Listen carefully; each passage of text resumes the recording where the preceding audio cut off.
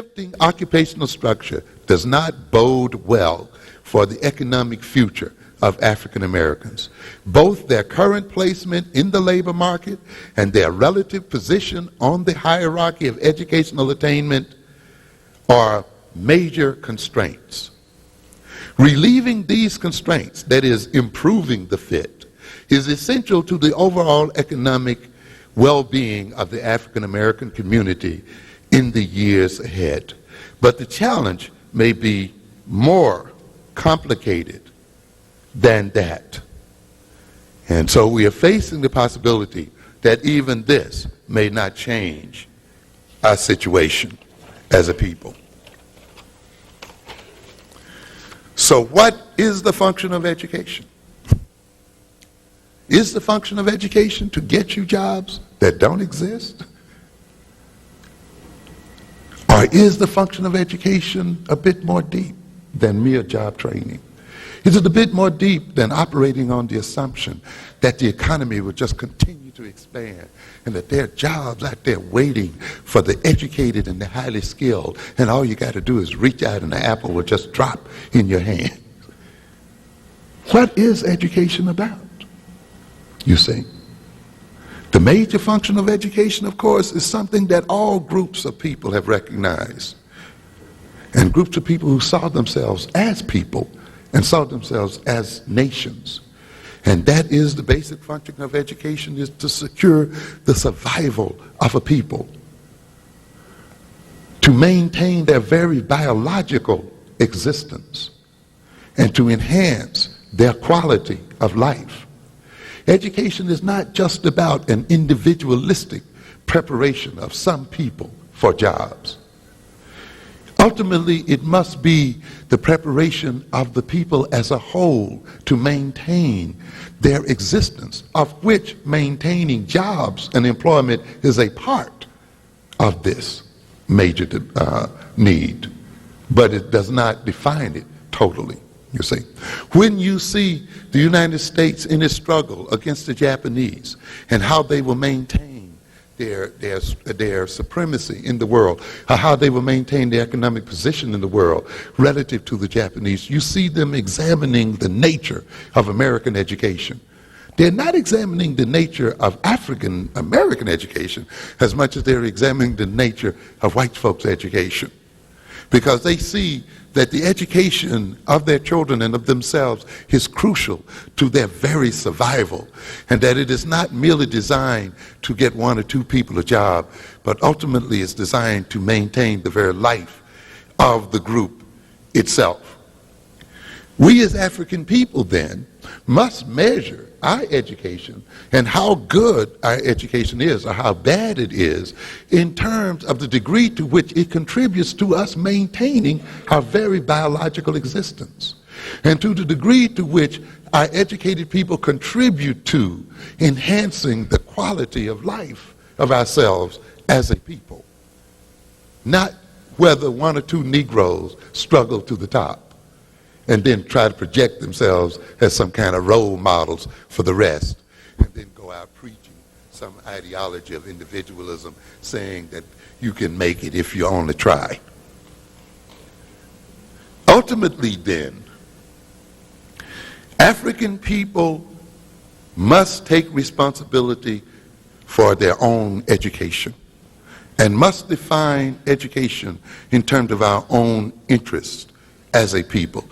Education, by the very role it plays in the life of a people, must then, in the life of African people, be an African-centered education.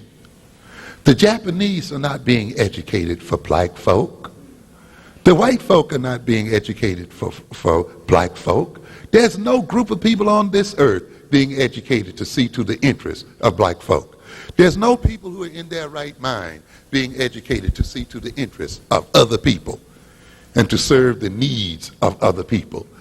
Folk who know that they're folk and people who know that they're people who know what their identity is, are operating in their own interests. And it will continue to be that way.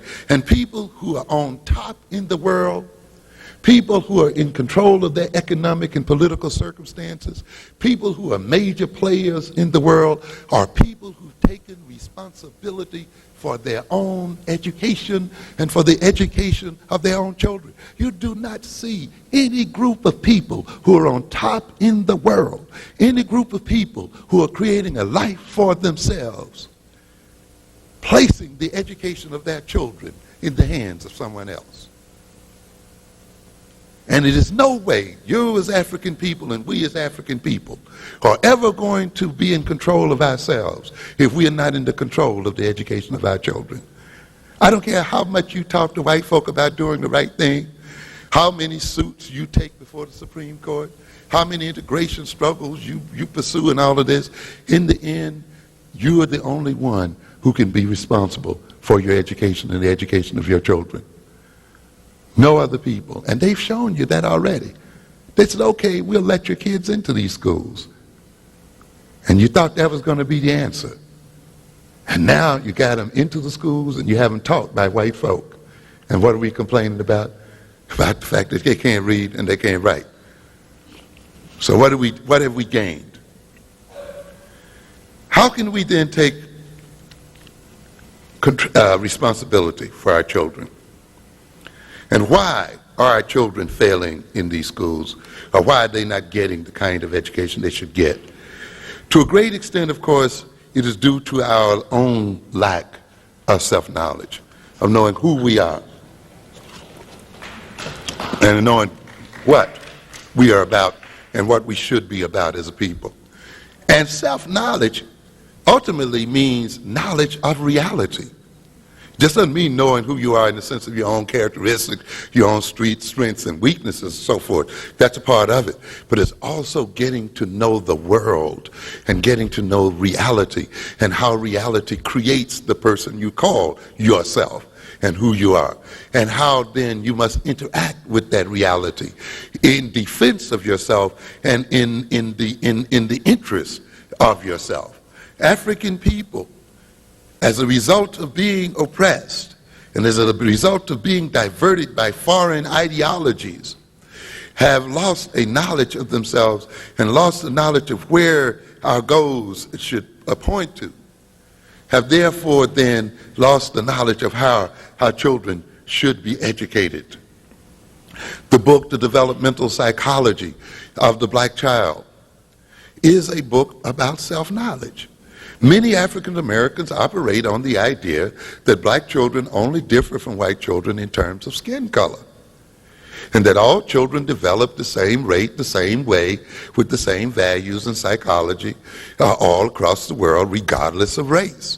We've been fed that nonsense, and we believe it. And therefore, we assume then that our children should be educated exactly in the same way by the same people as white children. And we assume then if we put them into the same classrooms and have them taught by the same teachers and have them read from the same books, they will get the same education. And we are now puzzled then as to why, after we've put them in the same classrooms, have them taught by white teachers, have them put in schools run by white principals and white superintendents, and we've struggled and put them in integrated schools, they still have problems in reading and writing and learning and education, period. We're puzzled by this idea. But could it be because we really did not know ourselves? We did not know the fact that black children do not develop at the same rate or in the same way as white children. And some of you will let me just read you something quickly here from Awakening the Natural Genius of Black Children about the nature of the development of the black child. Here's a study that was done in Kenya and Uganda on African children. A study that was supposed to look at the effects of malnutrition, and where the white psychologists and others went over to look at the development of black children, and they expected these children to be retarded in their development. Let me just read a piece here of a description of what they found. In 1956, Marcel Gibert, under a research grant from the United Nations Children Fund, traveled to Africa to study the effects of malnutrition on infant and child intelligence. Let's let's pick the people who suffer from malnutrition the most, and we'll get a clear case as to what the effects of malnutrition are on children.